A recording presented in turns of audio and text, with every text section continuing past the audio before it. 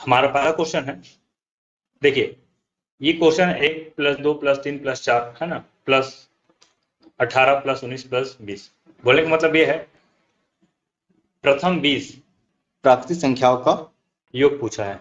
तो जैसे कि हम जानते हैं कि प्रथम n प्राकृतिक संख्या का योग, तो इसका जो सूत्र है n+1/2, ठीक है, जहां n क्या है, कुल प्राकृतिक संख्या। तो देखिए 1 से 20 तक की यदि हम कुल प्राकृतिक संख्या की बात करते हैं तो हमारा कुल प्राकृतिक संख्या 20 ही होना है, ठीक है। तो यहाँ पे क्या हो जाएगा 20 + 1 और बटा में आ जाएगा 2। यदि हम इसको देखते हैं ये से कैंसिल हो जाएगा, तो हम क्या लिख सकते हैं इसको 10 और यहाँ पे हो जाएगा 21। यदि हम इसको आगे हल कर रहे हैं तो ये हो जाएगा 210। यही हमारा उत्तर है। तो इसका जो सही विकल्प हो जाएगा ऑप्शन बी हो जाएगा। चलिए अगला क्वेश्चन है, अब यहाँ पे पूछ रहा है 1 से 80 तक के कुल प्राकृतिक संख्या का योग है। तो फिर से वही सूत्र लगेगा, है ना। 1 से 80 तक यानी कि कुल संख्या कितनी है, इसमें कुल संख्या है, देखिएगा इसे ध्यान रखिएगा, है ना। कुल संख्या यहाँ पे जो n है वो है कुल संख्या, तो यहाँ पे कुल संख्या कितनी है, तो कुल संख्या 80। तो अब इसका सूत्र क्या हो जाएगा n+1/2, कुल संख्या 80, तो ये हो जाएगा 80 और यहाँ पे हो जाएगा 80 + 1/2, तो ये हो जाएगा 80 और यहाँ पे हो जाएगा 81/2। इसको अगर हम भाग देते हैं तो ये हो जाएगा 40, ठीक है, क्या हो जाएगा 40 हो जाएगा। अब हम 40 को 81 से गुणा करें तो देखिए 4 एकम 4 हो जाएगा और 4 अठे 32 हो जाएगा और 0 को वापस यहाँ पे रख देते हैं, तो ये हमारा उत्तर हो जाएगा। यानी कि इसका जो सही विकल्प हो जाएगा ऑप्शन नंबर सी हो जाएगा, ठीक है। चलिए अगला क्वेश्चन देखते हैं, 1 से 49 तक की सभी विषम संख्याओं का योग बताइए। अब देखिए 1 से 49 तक की विषम संख्या की यदि हम बात करते हैं तो ये 1 होगा, 3 होगा, 5 होगा, 7 होगा, 9 होगा और इसी तरह आगे बढ़ते जाए तो अंतिम संख्या 49। अब यहाँ पे देखना ये है कुल कितनी संख्या है। उससे पहले हम सूत्र पे जाते हैं, तो सूत्र क्या बोलता है 1 से 49 तक की विषम संख्याओं का योग। तो n विषम संख्याओं का योग, यदि हम प्रथम n विषम संख्याओं के योग की बात करते हैं तो इसका सूत्र होता है n का स्क्वायर, जहां n क्या है, जहां n है कुल संख्या। यदि हम n की बात करते हैं तो n जो है कुल संख्या को दर्शाता है। तो यहाँ पे कुल संख्या का सूत्र होता है अंतिम संख्या क्या है। तो यहाँ पे हमारा जो अंतिम संख्या है, देखिए अंतिम संख्या क्या है 49 है, 49 हमारी विषम संख्या है, तो ये हो जाएगा 49 माइनस प्रथम संख्या, तो प्रथम संख्या हमारा क्या है 1 है, तो प्रथम संख्या क्या हो जाएगा 1 बटा अंतराल। अब देखिए विषम संख्या में अंतराल कितना होता है, तो यहाँ पे हम देख रहे हैं 2-2 का अंतराल है कि नहीं, सभी में कितने का अंतराल है 2 का अंतराल है, तो बटा 2 हो जाएगा +1। इसी को अगर हम हल करते हैं तो ये हो जाएगा 48/2 + 1, और 48 को यदि हम 2 से भाग दें तो कितना हो जाएगा ये 24 + 1 यानी कि 25। अब सूत्र क्या बोल रहा है यहाँ पे, तो इसका जो सूत्र है n² होता है, तो n² यानी कि n का मान हमें कितना मिला 25, तो 25 का स्क्वायर कितना हो जाएगा 625। इसका जो सही उत्तर हो जाएगा ऑप्शन नंबर बी 625। चलिए अगला क्वेश्चन देखते हैं। क्वेश्चन है 1 से 20 तक सभी प्राकृतिक संख्याओं के वर्गों का योग। तो देखिए वर्गों का योग, यदि हम इसको क्वेश्चन को और अच्छे से लिखें तो क्या हो जाएगा 1 का स्क्वायर प्लस 2 का स्क्वायर प्लस 3 का स्क्वायर प्लस इसी तरह आगे बढ़ते जाएंगे और यहाँ पे हम लिखेंगे 20 का स्क्वायर। तो इसका डायरेक्ट सूत्र है हमारे पास, प्रथम n प्राकृतिक संख्याओं के वर्गों का योग का सूत्र होता है n+1 2n+1/6। चलिए आगे इसको हल करते हैं, 20 + 1 और ये हो जाएगा 2 × 20 + 1 बटा 6, तो ये हो जाएगा 20, यदि हम इसकी बात करें 21 और ये हो जाएगा 20 और 20 40, 40 और 1 41। हम 6 को ऐसा लिख सकते हैं, सरल करने के लिए मैंने ऐसा लिखा ताकि कटाते बन जाए, तो इसको क्या लिख सकते हैं 10 × 7 × 47। तो ये हमारा उत्तर हो जाएगा यानी कि विकल्प नंबर डी। चलिए अगला क्वेश्चन देखते हैं, 1 से 40 तक की सभी प्राकृतिक संख्याओं के घनों का योग क्या है। तो यदि हम घन की बात करते हैं 1 से 40 तक की ना, तो ये हो जाएगा 1 का घन प्लस 2 का घन प्लस 3 का घन प्लस इसी तरह आगे बढ़ते हैं और कहाँ तक जाएंगे 40 तक जाएंगे। तो प्रथम n प्राकृतिक संख्याओं के घनों का योग का सूत्र, तो देखिए इसका जो सूत्र होता है और ये n+1 यानी कि 40 +1/2 और ये पूरे का क्या हो जाएगा, स्क्वायर हो जाएगा। तो ये हो गया 40 और 40+1 कितना हो जाएगा, 41/2। अब इसका वर्ग निकालिए, इसको कटाते हैं तो ये हो जाएगा 20 और यदि हम 20 को 41 से गुणा करते हैं तो कितना हो जाएगा, 20 को यदि हम 41 से गुणा करें तो 2 एकम 2, 2 चौक 8 है ना, 41 दूनी कितना हो जाएगा, 82 हो जाएगा और ये 0 का 0 लग जाएगा। अब यदि हम 82 का स्क्वायर करते हैं, ठीक है, यदि हम 82 का स्क्वायर करते हैं तो मैं सीधा सीधी क्या करता हूँ, 82 का स्क्वायर कर देता हूँ, ठीक है, गुणा कर देता हूँ। तो ये हो जाएगा 2 दूनी 4, 8 दूनी 16 और 8 दूनी 16 6 हासिल आई 1 और 8 64, 64 और 1 कितना हो जाएगा 65। तो ये हो जाएगा 4 6 6 12, 5 6 और 1 7 और 6 का 6। तो ये हो जाएगा 6 7 2 4, चूंकि ये 0 है तो यहाँ पे 2 0 और लग जाएगा। यही हमारा क्या हो जाएगा उत्तर, यानी कि विकल्प बी होगा हमारा सही उत्तर। चलिए अगला क्वेश्चन देखते हैं। किसी प्राकृत संख्या के वर्ग के त्रिगुणे में से उस संख्या के 4 गुने को घटाने पर प्राप्त संख्या उस संख्या से 50 अधिक है, वह संख्या क्या है। देखिए इसको समीकरण रूप में लिखते हैं। माना वह प्राकृत संख्या x है, ठीक है। तो अब क्या बोल रहा है, ठीक है, उस प्राकृत संख्या क्या बात किया, प्राकृत संख्या के वर्ग। तो मैं यहाँ पे प्राकृत संख्या के वर्ग ले लिया और इस प्राकृत संख्या के वर्ग का 3 गुना, तो मैं यहाँ पे 3 से गुणा कर दिया, 3 गुना हो गया। अब इसमें क्या करते हैं, उस संख्या के 4 गुना को घटाने पर, देखो यहाँ पे क्या लिखा है, उस संख्या के 4 गुने को घटाने पर, तो वह संख्या क्या है, तो वह संख्या x है। अब इसका 4 गुना को क्या कर रहे हैं, घटा दे रहे हैं। तो घटा देने पर प्राप्त संख्या, जो प्राप्त होगी संख्या, वो उस संख्या से क्या है, 50 अधिक है, ठीक है, उस संख्या से 50 अधिक है, मतलब इससे क्या है, 50 अधिक है। ये हमारा बन गया समीकरण। अब इसी समीकरण को हमें क्या करना है, हल करना है। तो देखिए इसको मैं क्या लिख सकता हूँ, 3x स्क्वायर लिख सकता हूँ, इसको मैं 4x लिख सकता हूँ और ये हो जाएगा x + 50। आगे और हल करते हैं तो ये हो जाएगा 3x स्क्वायर, इसको इन दोनों को मैं इधर पक्षांतर कर देता हूँ, तो ये हो जाएगा -4x -x -50। चूंकि ये धनात्मक है, पक्षांतर होगा तो क्या हो जाएगा, ऋणात्मक हो जाएगा। तो धनात्मक से क्या हो गया, संख्या ऋणात्मक हो गया। इसको और हल करते हैं तो हो जाएगा 3x स्क्वायर -4x -x, तो माइनस माइनस प्लस हो जाएगा, यानी कि -5x -50 बराबर 0। ये हमारा हो जाएगा। इसे कहते हैं वर्ग समीकरण, ठीक है। अब वर्ग समीकरण को हल करने की तरीका होती है, मैं आपको कभी किसी वीडियो में वर्ग समीकरण कैसा हल किया जाता है समझा दूंगा। इसमें देखिए वर्ग समीकरण को यदि हम इसको तोड़ते हैं, ठीक है, इस जो बीच वाले पद है उसको 2 भागों में तोड़ा जाता है। इसके लिए हम क्या करते हैं, प्रथम पद और अंतिम पद को गुणा करते हैं। तो अगर प्रथम पद और अंतिम पद को गुणा करते हैं तो ये हो जाएगा 150। अब इसी 150 को 2 भाग में ऐसा तोड़े कि उसको जोड़े या तो घटाए, ये बीच वाला पद हमें प्राप्त होनी चाहिए। तो मैं इसको ऐसा लिख सकता हूँ 15 दहम 50। अब 15 में 10 को घटाऊं तो हमारा क्या उत्तर आ जाएगा 5, यानी कि मैं इसको इस रूप में तोड़ सकता हूँ। तो ये हो जाएगा 3x square minus 15x plus 10x minus 50 बराबर 0। अब मैं इसको 2 भाग में बांट देता हूँ। अब यहाँ से उभयनिष्ठ निकालूंगा तो यहाँ से जो कॉमन होगा, तो यहाँ पे हमें 3x कॉमन दिखाई दे रहा है, यहाँ पे 3x है, निकाल दिया तो x बचेगा और यहाँ पे 3x को बाहर निकालता हूँ तो ये हो जाएगा, है ना, 5 या 15 होता है, यानी कि यहाँ पे क्या बच जाएगा, 5 बच जाएगा।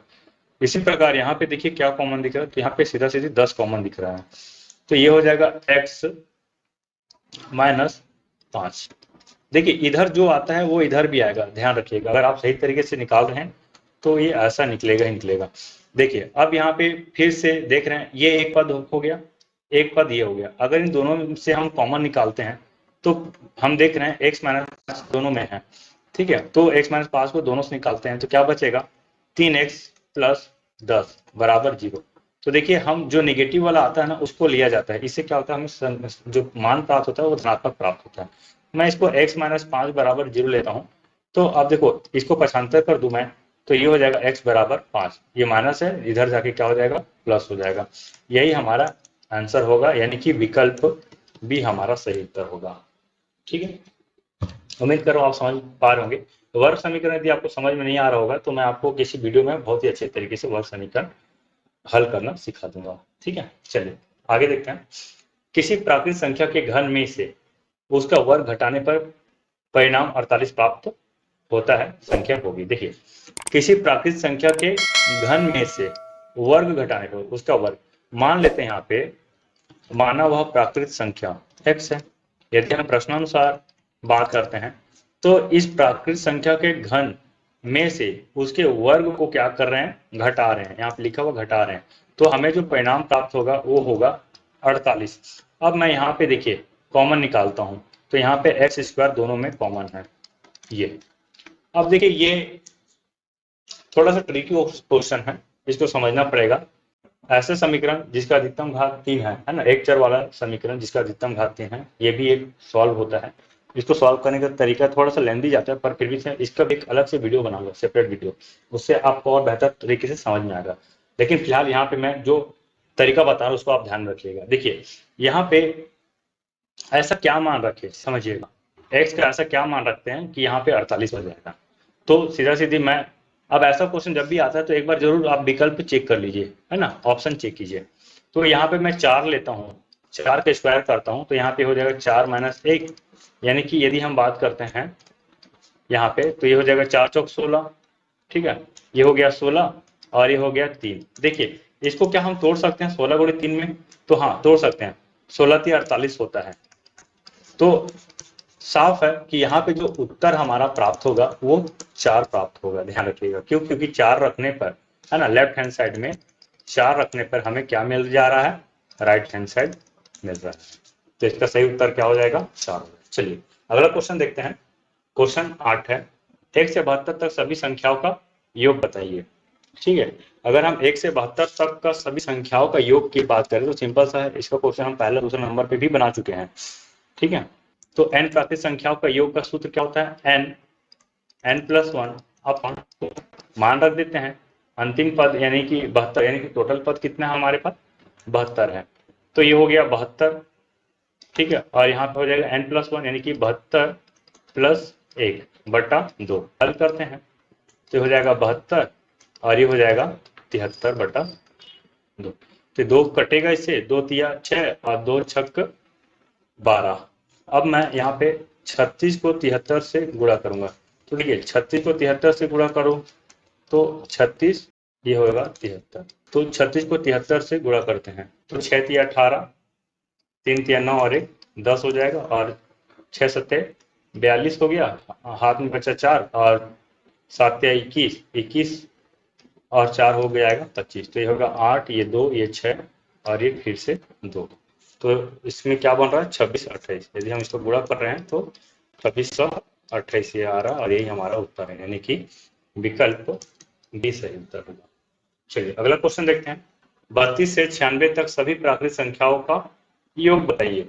यदि हम 32 से 96 तक का सभी प्राकृतिक संख्या का योग, तो इसका सूत्र होता है, तो सूत्र क्या है, तो इसका जो सूत्र होता है ये हो जाएगा प्रथम पद प्लस अंतिम पद बटा 2 गुणित n। अब देखिए यहाँ पे n क्या है, तो यहाँ पे जो n है कुल पदों की संख्या है। अब मैं पहले ही क्वेश्चन में मैंने बताया कि n का मान निकालते कैसे हैं। तो n का मान निकालने के लिए क्या होता है, तो n का मान के लिए हम क्या करते हैं, अंतिम पद को क्या करते हैं, प्रथम पद से घटा देते हैं और इसका क्या निकाल देते हैं, बटा में इसका अंतराल निकालते हैं। क्योंकि सभी प्राकृतिक संख्या का बात कर रहा, तो यानी कि 32 plus 33 plus 34 plus dash dash dash करके ये हो जाएगा 96 तक। ठीक है, तो अंतराल कितना देखने को मिल रहा है हमें, हमें अंतराल 1 देखने को मिल रहा है ना, +1 हो जाएगा। इसको हल करते हैं, 96 में 32 घटा देते हैं तो ये 6 में 2 घटेगा तो 4 आ जाएगा, और 9 में 3 घटेगा तो 6 हो जाएगा, बटा 1 + 1, यानी कि ये कितना आ जाएगा, 65। तो n का मान क्या हो जाएगा यहाँ पे, 65 हो जाएगा, ध्यान रखिएगा। ठीक है, चलिए सूत्र में रखते हैं।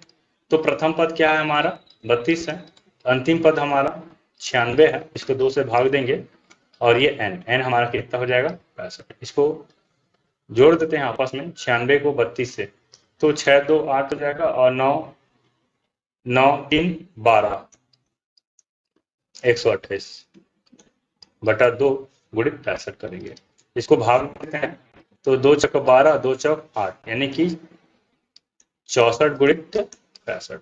अब इसको भी गुणा कर लेते हैं, यहाँ पे करता हूँ। तो यदि हम 64 को 65 से गुणा करते हैं तो क्या हो जाएगा, 5 चौक 20, 6 पचे 30, 30 और 2 32 हो जाएगा। 6 चौक 24, 2 6 चौक 36, 37 और 38 हो जाएगा। यानी कि 0 6 8 3 8 2 10 और 1 11 हो जाएगा। तो ये 1 हो जाएगा और ये 4 हो जाएगा। इसको आपस में हम गुणा किए तो कितना आ गया, 4160। तो यही हमारा क्या हो जाएगा, उत्तर हो जाएगा, यानी कि ऑप्शन डी हमारा सही उत्तर होगा। चलिए अगला क्वेश्चन देखते हैं। 5 क्रमागत सम संख्याओं का योग 80 है, तो बताएं सबसे बड़ी सम संख्या कौन सी होगी।